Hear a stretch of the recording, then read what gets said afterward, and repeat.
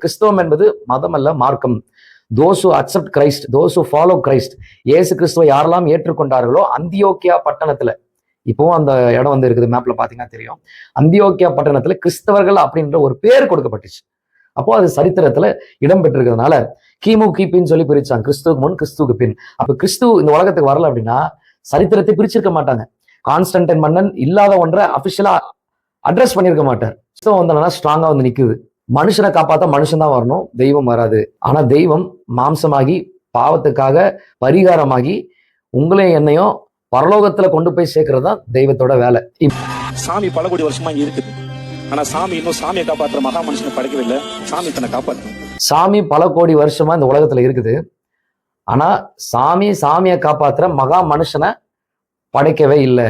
அது கரெக்டான ஒரு ஸ்டேட்மெண்ட். நீங்க உண்மையான கிறிஸ்தவர்களை பார்க்கும் பொழுது அவங்களுடைய சர்ச்ல வந்து என்னன்னா எந்த போட்டோஸும் இருக்காது. லைக் இந்த ஐடல்